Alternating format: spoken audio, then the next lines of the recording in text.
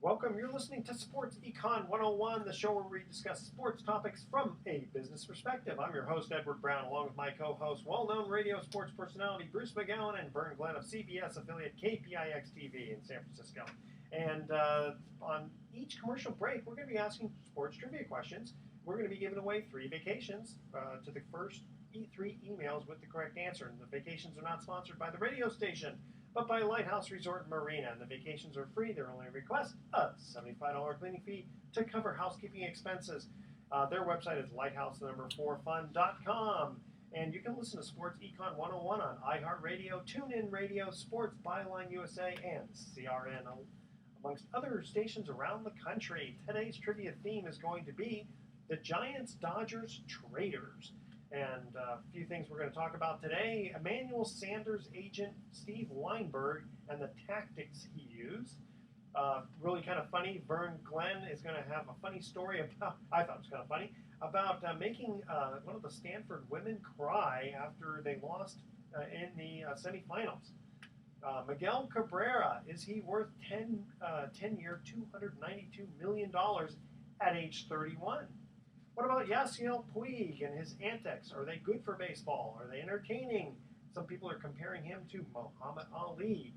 Will he settle down for the 2014 season? Tiger Woods missing his first Masters. What's that going to do for the game of golf? Potential revenue lost. UConn beating Kentucky in the NCAA Tournament. Shabazz Napier stayed in college, and he had an awesome senior year and a great championship game. Chris Johnson from the Tennessee Titans, bitter holdout, released by the Titans after, and we'll find out what that after is, how it cost him quite a lot. This segment of Sports Econ 101 is sponsored by Pacific Private Money, providing mortgage investments that are currently yielding over 8%. Secured by real estate. It doesn't get any more conservative than that. Check them out at pacificprivatemoney.com. You're listening to Sports Econ 101. Don't touch that dial. We'll be right back. All right, let's get this ball rolling. Here we go. Well, welcome back to Sports Econ 101. I'm Edward Brown, your host, along with Vern Glenn. And the crowd goes wild! And we've got Bruce on speakerphone. He is live from the ballpark. It's actually, we're recording early this time, so it's Tuesday and it's opening day for the Giants. And the home opener. The home opener. Right. That's right. Bruce, how you doing there? Oh, it's a beautiful day out here. Nice afternoon. Giants are up 5-3. Of course, by the time this program airs, somebody will know the score. Yeah. So it's an in-progress report for you. Well, I think Trevor Cahill has just been really terrific and gracious in allowing all these runs by the Giants. Yeah. Brandon Bell is amazing. I can't.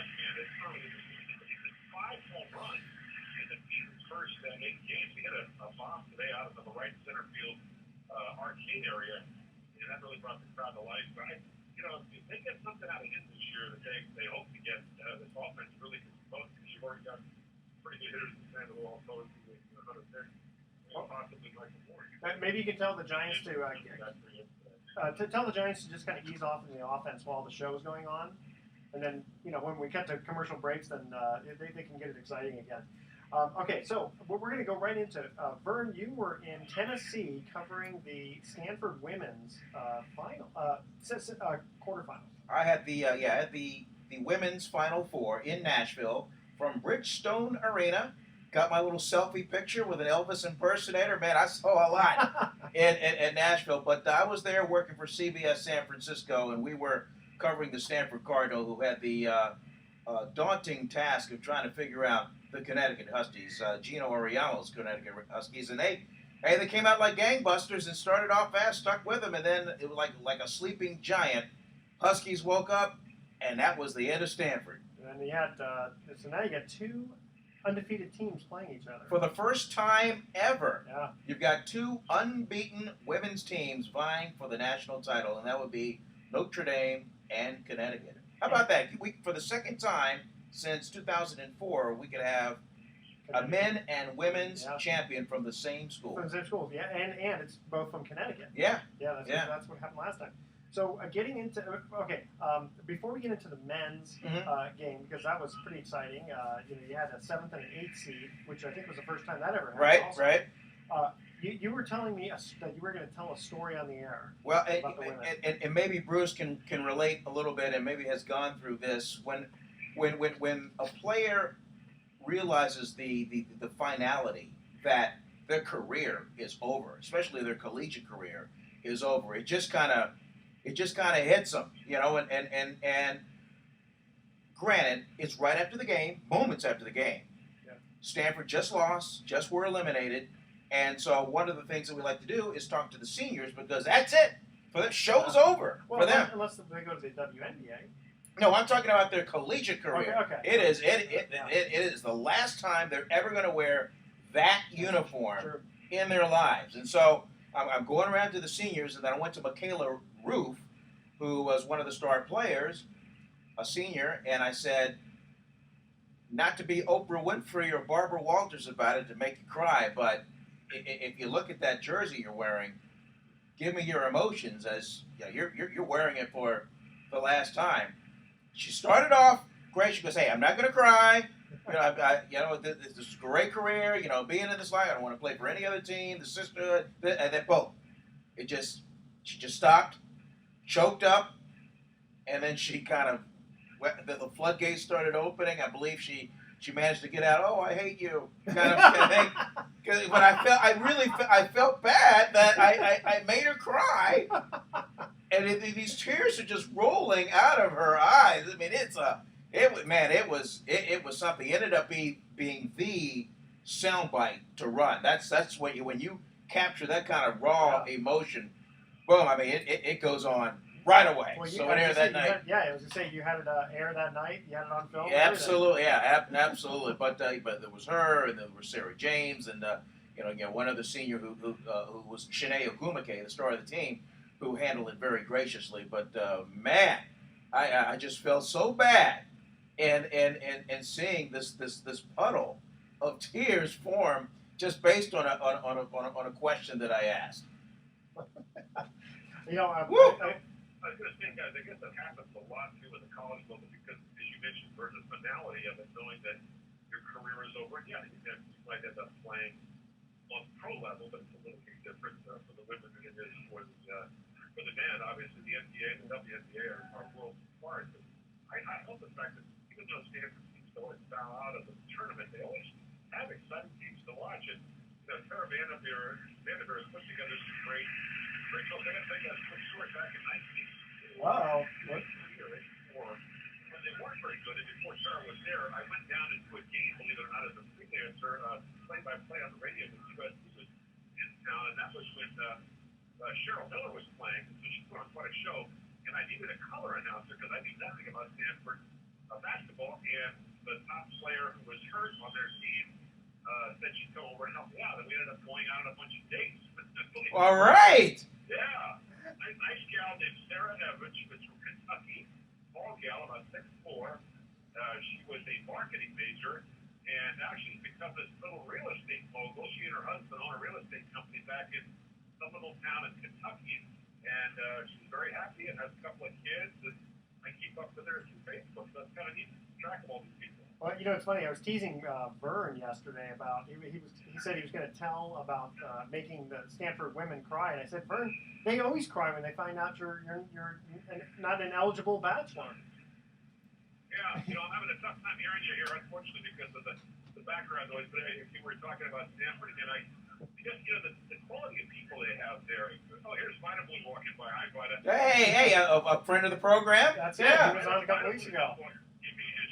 Greg Pop is here today, Mike Schumann, Joe Stark. You're looking around. It's a veritable who's who of Bay Area sports radio, television luminaries. But by the way, for our audience in Pittsburgh, this means nothing to them. Yeah, I know. Yeah, but now, Bruce, are these guys? They're watching you on the telephone. Are they asking you what you're doing? Again, you have to repeat that because your voice is a little lower than Vern.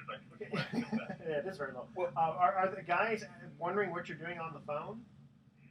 Still having a hard time hearing you. No, I can jump in and explain this. It's not an unusual sight to see someone on the phone going on and on during the course of a ball game, especially from the press box, because, Edward, there must be 4 or 5 other guys working for AP and other services that have these 20-minute updates, and they do it straight live right from the ballpark. So probably nothing out of the normal for Bruce to be on the phone jawing away.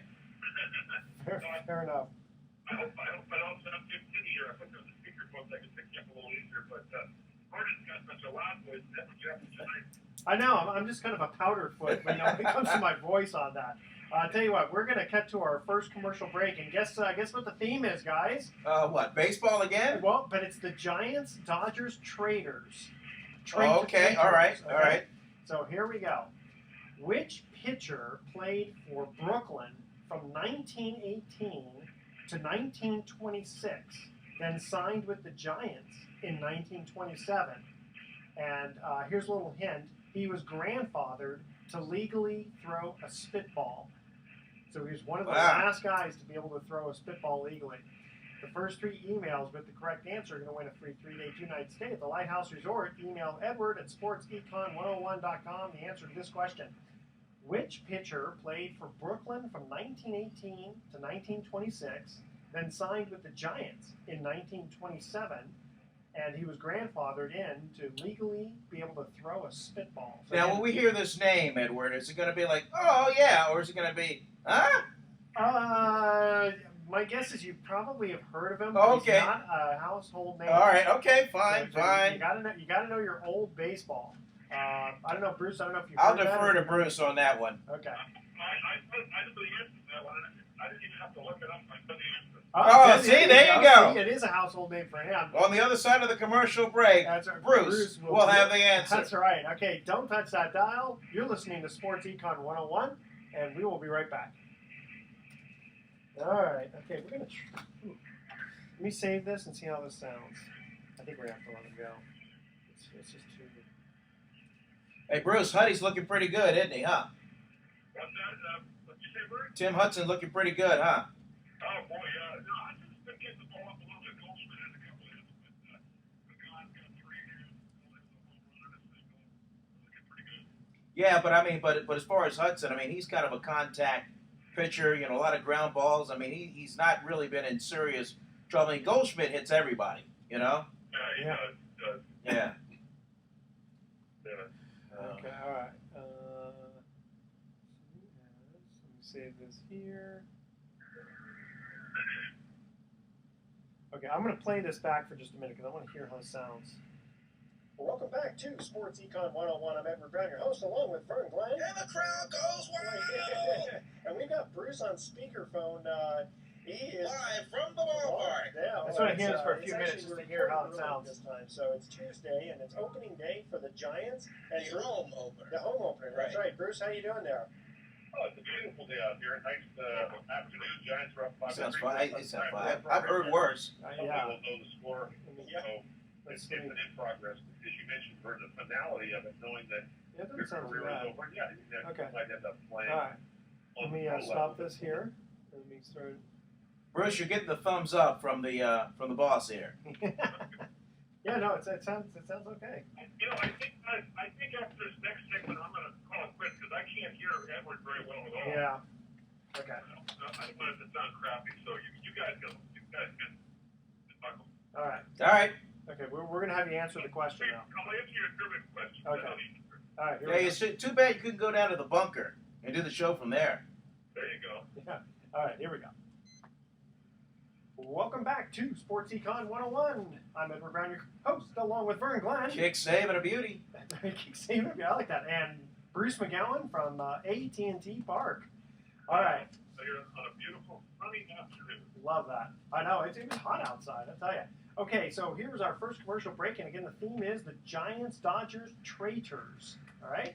Which pitcher played for Brooklyn from 1918 to 1926? Then he signed with the Giants in 1927 and was grandfathered to legally throw a spitball. Vern, do you know the answer? I do not, but I know Bruce does. Bruce, what's the answer? Yes, the answer is Burley Grimes. That is correct. Wow. Burley Grimes. You could have held a gun to my head and I would have been able to pull off that one. The reason I know the answer, guys, is I partially I have this memory for oddball trivia. But Bill King, when he was still alive, the voice of the Oakland A's on radio, and he actually, in his first job as a radio broadcaster in the minor league, had Burley Grimes on as his pregame show host on a regular basis because Burley Grimes was the pitching coach of the minor league baseball team. And he told stories about Burley Grimes on that baseball. Excellent. Excellent. Well, Not bad. Not bad at all. Okay, so let's get right into UConn beating Kentucky in the NCAA tournament. yeah, man. How did you like Napier? Shabazz Napier is probably the only guy on that team that you know legitimately can make it in the NBA, as opposed to Kentucky. They got probably 5, maybe 6 NBA-ready guys right now. You know, and as I was watching the game, it looked like, you know, here's Kentucky. They got these gifted athletes all on the floor, but it seemed like UConn seemed to kind of play together, run their offense. Yeah. They just seemed to be the crispier, the more fluid team, and ultimately, I mean, hitting those free throws, that's the game. Yeah. They had all their free throws, 10 for 10, something Yeah. like that. And Kentucky, they could throw it in the ocean from the charity strike. And didn't they start off with all freshmen? All freshmen, Five. and off the bench, a kid from the Bay Area that I did a story recently on, Marcus Lee, who was pivotal in Kentucky's win over Michigan. Okay. But Monday night, it just Kentucky, they got to within one so many times, and they just could not get that key bucket. Well, the combination of Napier and Love Boat, Yeah, you know, it was just Mr. Boatwright. Mr. Boat. Yeah. So here's a question for you: is about the idea of staying in college, and like Napier was perfect, right? Mhm. He stayed in college, and he had a I don't want to say the game of his life, but I mean it was an awesome game, and now he's probably just right up there. I mean everybody in the country is looking at him. You know, he'll be primed for the NBA versus some of these guys who maybe jumped ship a little bit too early. You know, what do you think about that? Well, I mean, there's two thoughts about that. Here's Napier, a guy who won the national title as a freshman. People forget that. That's right. And then a couple of years go by, they get close. Then last year, you might remember, UConn was banned from March Madness entirely because of low grades. And so a year later, everybody back, he's in his senior year, and lo and behold, wins another national title. Now, is he NBA ready? Sure. How much NBA ready? We don't know, because that's a whole different level of talent that you have to aspire to.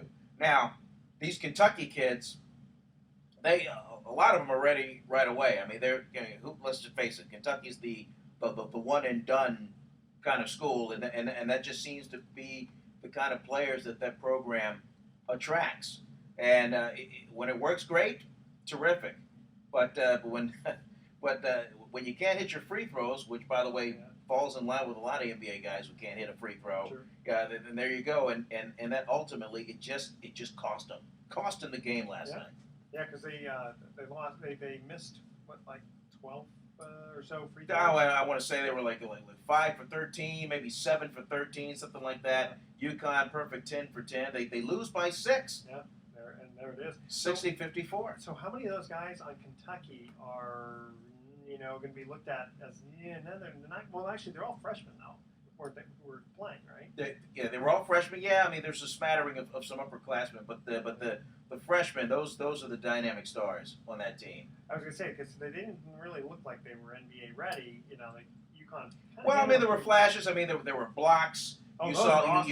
you Those saw were you saw awesome. jams. You saw talent, and you saw plays that were NBA like, but it just wasn't consistent enough to win Monday night's game. And then, then the story surrounding Monday night's game was Coach Calipari. Is he going to go to the Lakers? I don't know if you saw the story that just went viral. That win or lose, Coach Cal was going to be the next coach of the Los Angeles Lakers, and that kind of overshadowed things. Everybody was talking about that. Now, and now it's like you got to look at UConn as the basketball factory, men and women. Yeah. And how about, was it Kevin Ollie for his first? Kevin Ollie, they say you never want to be the guy to follow the guy, but Kevin Ollie had to follow Jim Calhoun, and son of a gun, got it done. First year. Yeah. Yeah. So I can only imagine how good Kentucky's going to be if those guys stay together. Oh, well, they would just be unbeatable. Oh, you could make an argument that they're probably the favorite right now for next year. Yeah. If everybody comes back. And that's the thing is, if I'm one of those freshmen, that might be the ticket is to stay one more year. Okay, you have to talk to all the guys and say, listen, guys, let's stay one more year together and really make a name for ourselves, and then we'll all be ready for the NBA. It's so easy for us to say. I mean, all it takes is the draft preview reports and indications that come in, and if you're a projected lottery pick, I mean, how do you walk away from? How do you walk away from being a member of the Set for Life Club? Yeah. But if you can manage your money well, as opposed to coming back to Kentucky and sleeping through class until practice every day. Yeah. I mean, because Allen Iverson theoretically should have been Set for Life. Yeah. How many of those guys are there? Yeah. Good point. Okay. Good point. Moving out over here to Yasiel Puig.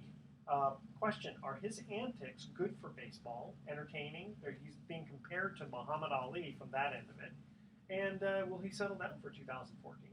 Well, I just think, when we were younger men, we thought we were invincible and we could just go off on no sleep and live the lap of luxury and just read the press clippings and just think you're just the man. But as you get older, you get a little wiser, you get a little smarter, and I think that will happen for Puig. But right now, he's making the common mistakes that a young superstar would make with no direction, maybe. I guess is possible. Yeah.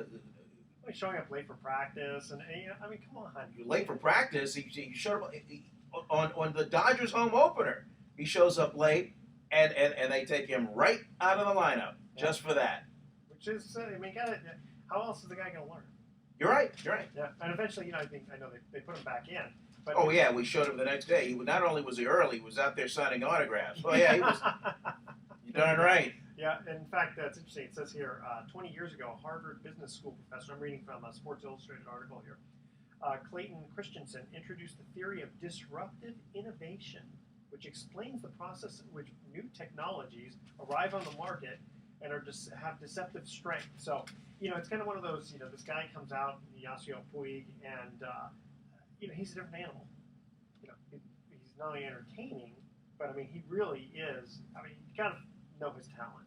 Yeah, and these are, and to be fair, these, we're not in the Dodger clubhouse day in and day out, so we really don't know how it truly is. And then I can't relate to Puig's upbringing. Coming from virtually nothing. But can you relate to him getting a 7-year, $42 million contract? I can't even relate to that. And he was only 21 years old. I don't know how a guy does that. Then the general manager here says, we'll take the times that he gets thrown out or even overthrows the cutoff man. Because remember last year, God, he was getting thrown out that he shouldn't have because he's very fast. And, the guy trying to be a superstar, but missing the cutoff man. He made up for it with the bat before pitchers could figure him out. Because remember when he came up, nobody had any. Yeah.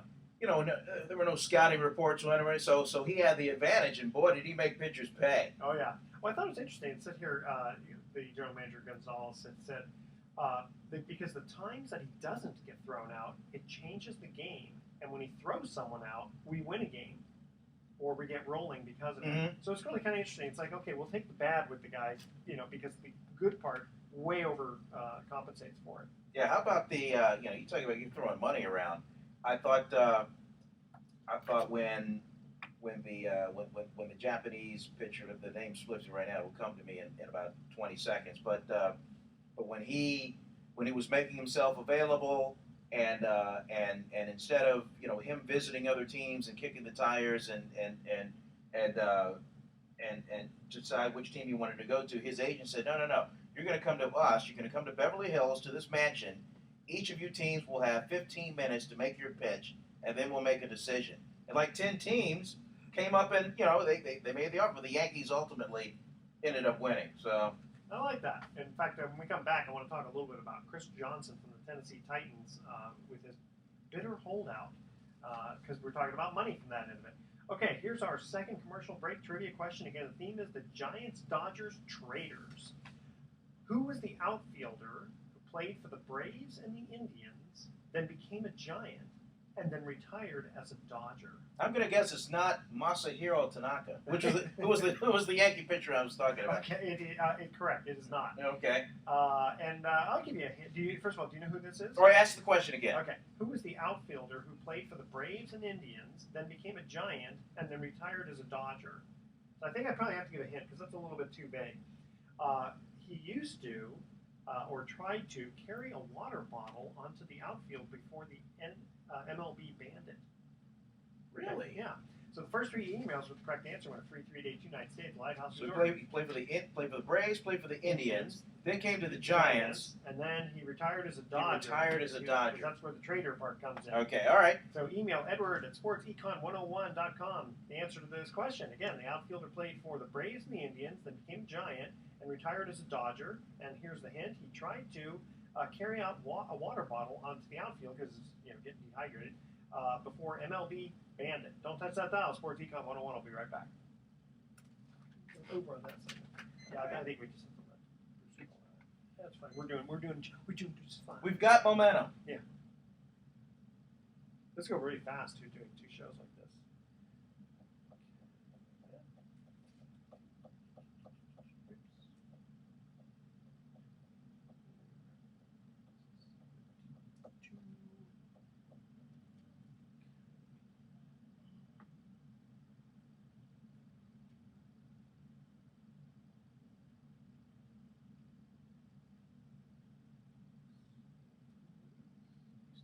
Live from Pleasanton on Thursday, altitude training. Armstrong Scove, Steve's doing 6 tomorrow, ballpark live shot would have to be outside.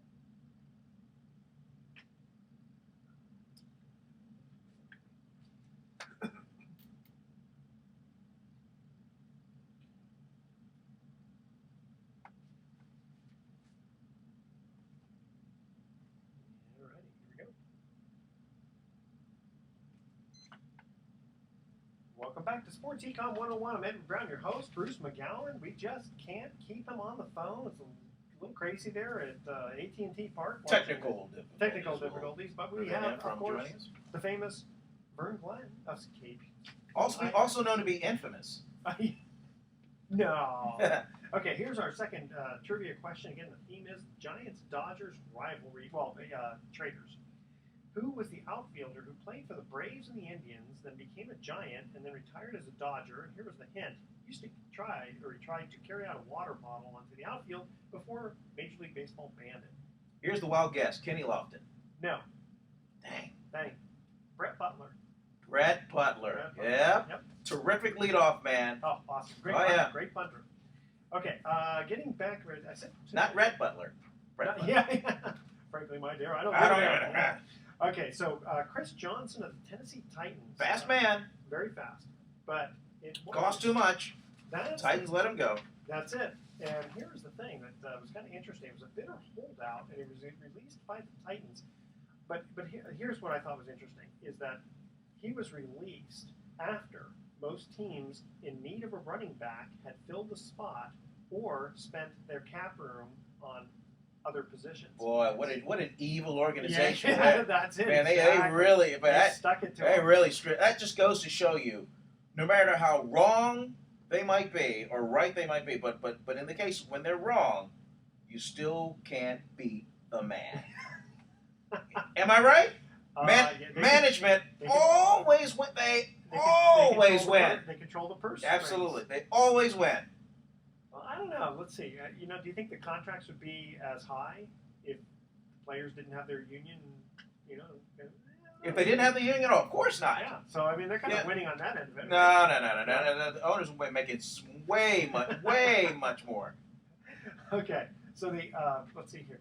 Actually, an exclusive club to be in. I mean, there's only 30 members of that club. Well, unless the team is owned by a bunch of people. Well, true. But true. Still, true. That's a good point. Okay. So anyway, they said that he's probably going to have a hard time finding a decent deal in free agency because it says here again, $53 million contract in 2011. Well, the problem is running backs are a dime a dozen. Yeah, there's some great dynamic ones, but the way these offenses are today, and the the bruising, hard-hitting defenses that there are. I mean, the shelf life of a running back is not that long now. It used to be, 5 years? Yeah, it's got to be less than that now.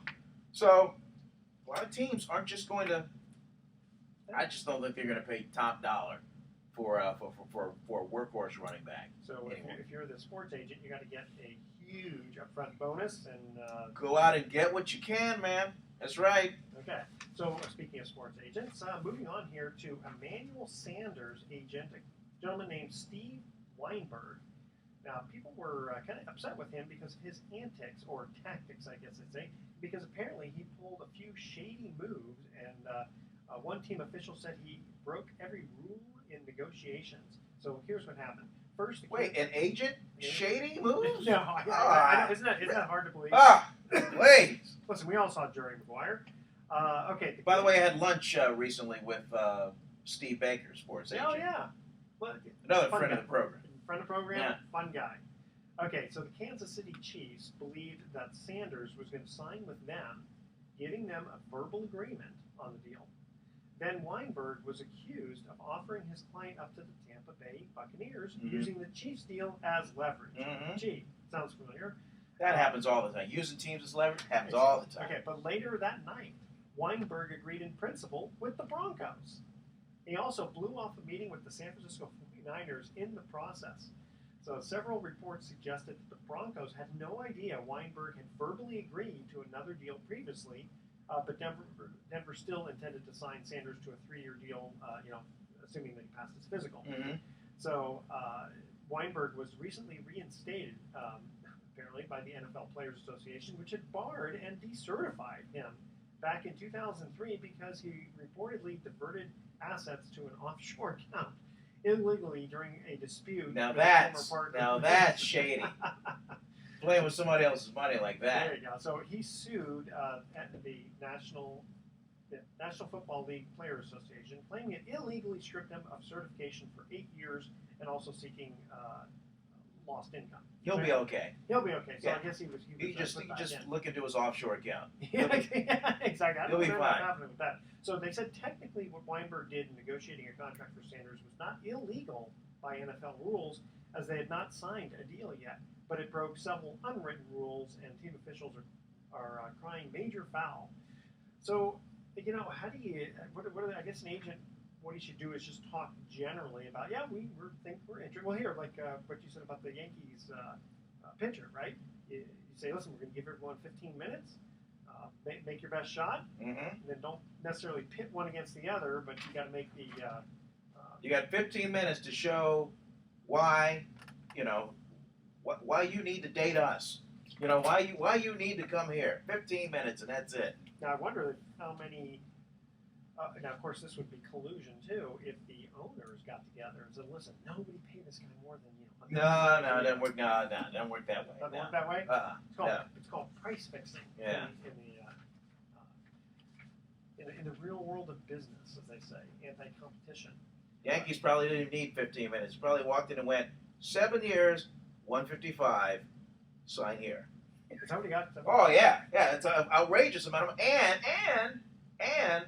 They had to pay his Japanese team a $20 million fee. Get out of jail free. Yeah. Wow. Just let him go. How good is he? Very good. I mean. Very good. Yeah, he's terrific. And the thing is, if he doesn't get hurt, we'll see. Yeah. If he's worth it. Well, that's the great risk that you take.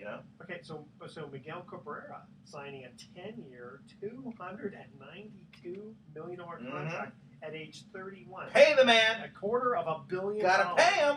Okay, now question, and no one can argue how good Miguel Cabrera is, but at age 31, I don't know how that works with him. He's age 31, but they give him a 10-year contract. Do they really expect him to play for 10 years? No. So what was the signing bonus? What was? I don't have that here, but signing bonus. He's already gotten how many millions in bonuses before? But does that make sense for the Tigers? I think so.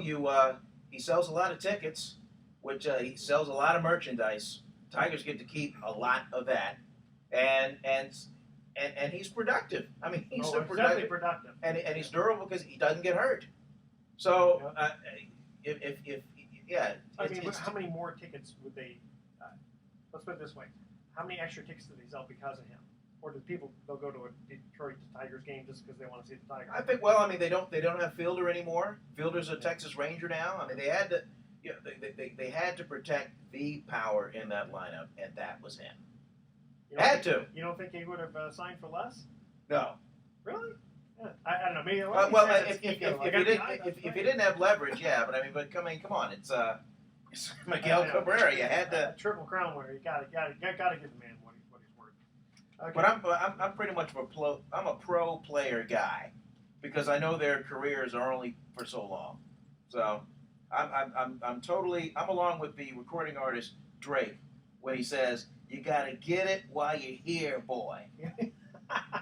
Well, going back to guys like Ted Williams, who he was a pretty good player when he was great player. Just played in the wrong just played in the wrong era. Yeah, exactly, because he had to I don't know what he did on the off season. Maybe be a real estate salesman or something. But you're a numbers guy. I would love to figure out the dollars that guys like Ted Williams and Joe DiMaggio would command today. I'm sure there's a way to kind of playfully calculate it or whatever, but I would love to know. And these are guys that a lot of these guys had to negotiate year by year contracts. I mean, it was totally performance based because right behind them were guys in AAA and the Pacific Coast League that were.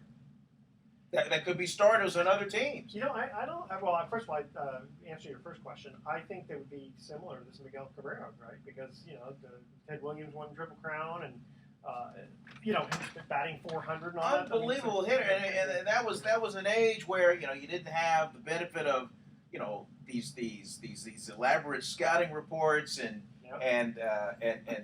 analysis breakdown of video and all the stuff that because every clubhouse has a video room where you sit there and all these cut-ups of all your at-bats against this particular pitcher. So they just study them. Okay, but I wonder how much the owners were making back then. I mean, they weren't making the billions that they are now, but so it's kind of. I think partly it's kind of relative. I mean, obviously they're doing better now because they have player representatives, but I don't. The owners didn't really start making bank until the TV contract started coming out. Yeah. Exactly. That's what it really. Yeah. Right. So here's the thing: is are you against performance-based year-by-year contracts? I mean, I understand a guy gets hurt and boom, his career's over, and it's like, all this work for nothing, and then what's he going to do afterward? Well, I'm not necessarily against playing for your supper year by year, but I'm definitely pro large signing bonus in the event that something happens because that's your security right there. That's your insurance, I think. Yeah, that's true because that's what the guys are working for. Yeah, exactly. Yeah, and it is kind of wild. I mean, baseball, and you get hurt. I mean, football for sure. You get hurt, and it's like all that work for nothing. Because a lot of these guys. We're talking about baseball players. I mean, a lot of these great Hall of Famers had to go out and sell insurance, sell cars, do all kinds of stuff in the off season, and then they use spring training to get in shape. Now, it's year round, baby. You better stay in shape, or your job's gone. There's a guy right behind. Exactly. You. Yeah. No, well, that's and again, I don't know if I disagree with it too much because you want competitive baseball. You want these guys to play hard. I know they're going to play hard just in general because they want to win a championship, but it's kind of I don't know if it gets too much pressure to them. Like, oh my God, if I don't if I don't get another 10 points on my batting average, I could be gone. Well, everybody's different. I mean, you got a roster of 25 guys on the team, all with different personalities. Some have extreme competitive nature where you can pay them $20 a game. They're going to go out there and dive in. Exactly. Then you got the guys that kind of think of it like a business. Okay, I'm incorporating myself. I'm a business. It's my company. My body is my calling card, and I better protect it. Or it's over. And you get guys like Hunter Pence who just play because they like hanging around with the guys. Yep, there's that too. That's it. And they're gifted. Yeah, true. And they can hit a ball 3 times with one swing of the bat. Remember that? Yeah, I remember that. That was crazy. Okay, we're going to cut to our third and final commercial break. Here's the trivia question. Again, the theme is Giants, Dodgers, Traders. You'll get this one. Which second baseman played for the Giants in the late 1990s and then in the mid-2000s played for the Dodgers? Yeah, shaking your head. You knew this one. Yeah. The first three emails, well, after the Burley Grimes one, I had to give you one easy one. Thank you. The first three emails with the correct answer. That's kind of a slow-pitch softball question. A little bit. Well, we saved it for the last one. Okay. Yeah, end up on a high note. All right. Okay, the first three emails with the correct answer win a free 3-day, 2-night stay at the Lighthouse Resort. Email edward@sportsecon101.com. The answer to this question: which second baseman played for the Giants in the late 1990s and then in the mid-2000s played for the Dodgers? And if I remember, did he get in the Hall of Fame yet? No, he's not. He was eligible. He's eligible? It did not get enough votes this time. I don't know. I think he eventually will get in. Well, I think he will get in. He was Yeah. MVP at least once. Oh yeah. Okay. Thanks to Barry Bonds, who made a lot of money. That Bonds made he does not deny. Hey, Barry made me a lot of money. And there you go. Oh yeah. Because they didn't want to pitch to Barry, so they pitched Exactly. to him. There you go. Exactly. All right. Don't touch that dial. SportsEcon101. I always say .com. SportsEcon101 will be right back with some closing comments. It's funny because I read the .com here. Mm-hmm. Okay. All right, almost done with one show. Hey man, I had lunch today at a. You ever heard of a place called the Battery? No. If the Bay Club and the Bohemian Club had a baby, it would be the Battery Club. Okay, It's in San Francisco. It's on Battery between Broadway and whatever the next street over is. It's essentially it's on Battery at Broadway, Yeah. and it's magnificent. Really? It's a private club. Somebody's got to, like any other club, somebody's got to sponsor you, nominate you, and then and then if you get nominated, then you have to fill out this little questionnaire where you explain, why you would be a good member, what can you, how can you make this club great, and then you find out by email whether you get in or not. And, if you get in, well, that's it. It's a couple $100 a month for the social membership. It's 4 stories high. There's multiple rooms, libraries. There's conference rooms. There's a lot of lounges, a lot of bars. It's great for business. My favorite was, because I took a little tour after lunch. They have a secret room, and you walk in this room, and this is straight out of Get Smart, Secret Agent 86. You walk in this room, and you go to the back wall with this bookcase, and then you just like hit some little thing, and the bookcase opens. And then there's the rooms behind it. And in that room, you play cards, whatever. It's awesome. And then you go. That's what it. That's all right, Chief. Let's have the cone of silence. Yeah. But man, it's great. They got a great spa, gym. They've got hotel rooms. The gym's extra. Okay. The $200 a month is just for the social membership. You go in there, you eat there, you hang out, you pay for food too, I bet. Yeah, pay for your food. And then I think the gym membership is like another $70. That's still not too bad. A month. And I mean, really, that for that kind of thing. And then top floor has this huge penthouse. I don't know how many square feet it is that you can rent out for parties and whatnot. They I guess they host a lot of guest speakers, stuff like that. Now, how did you find out about this? A friend of mine's a member. Steve Baker's wife. Oh, okay. Joined, and so she had me and Nicole down to have lunch with her today because she's brand spanking new. Just became a member last week. Oh, okay. And her office, she works for Fox News. Yeah. Is just down the block from Channel 5. So even though I was off today, we came in and had lunch with fabulous place. Wow. It's, the Battery. But I could see it's really not worth it for me or for you because we don't work in the city. But if I did every day and I needed to network, take clients out, get a great place. Yeah. Huh. Yeah. The Battery. I should talk to Mark about because he lives in Nevada. I was thinking my co-host on the other show. Because literally we have Gil Gross. Yeah. Okay.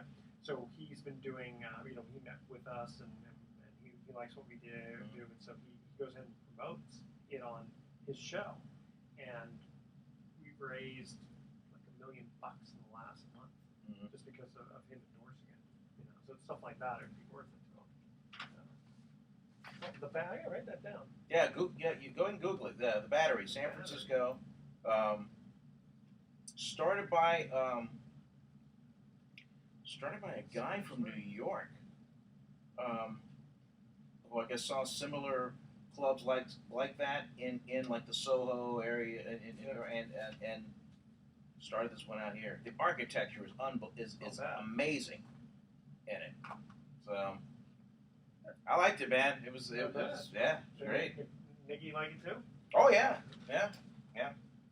Yeah, I met Steve's wife. I went to their house once because he and I had breakfast, and then we wanted to show. Up on Hillsdale, and then it's nice. Oh my God, how do you drive?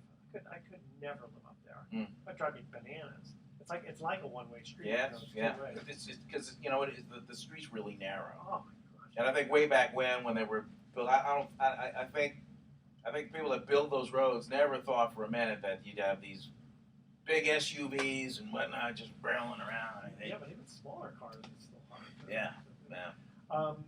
That pretty much covers most of what I had here. Is there anything like just we only have like a minute and 20 seconds. Probably should mention just a smidgen on the Masters, just since it is this week. Isn't that funny? That is one of the things that I shoot. Yeah, the Masters is this week. We just kind of talk about that's one. Maybe the luster isn't the same now. The Tiger isn't playing. Yeah, exactly. No matter what happens. All right, here we go. Welcome back to Sports Econ 101. I'm Ed Brown, your host, along with Vern Glenn. Bruce is off today. He was on, but he's off. Okay, third commercial break trivia question. Again, the theme is Giants, Dodgers, Traders. Which second baseman played for the Giants in the late 1990s and then in the mid-2000s played for the Dodgers? Well, he wore 21 for the Giants and then switched it around and wore 12 for the Dodgers. That would be Jeff Kent. That would be Jeff Kent. Okay, before we cut out here, we want to talk a little bit about Tiger Woods missing the first Masters. Yeah. What's that going to do for the game of golf? I think I think the golf diehards will hang around no matter what. Sure. But what Tiger would do, he would bring in the fringe fan, and so that audience, I think, is going to go away. There's a lot of people like, oh, he's not playing. I'm not going to watch. Well, they said in 2009 when he had the issue with the wife. 2010? Well, yeah, 2009. It cost golf $1 billion. I believe it. Yeah. I believe it. Was it 2011 though? No, November 2009. 2000. Wow. Because I was on KNBR doing that, and I actually said, "Thank you, Tiger. You gave me a little bit of food there for the show." All right, here's our thoughts for the day. The state sport of Maryland is jousting. What? And I wonder if that's still legal. Okay. And there's a growing sport in Berlin and London called chess boxing. Players alternate between. Oh, I've seen video of this. I got a video. You get these big raging behemoths. They sit around, they play chess, and then they go in there, they beat each other's brains out. Crazy. Okay, so players alternate a round of chess and a round of boxing until one is declared winner by either a checkmate, a KO, or a technical stoppage. Wow. Isn't that funny?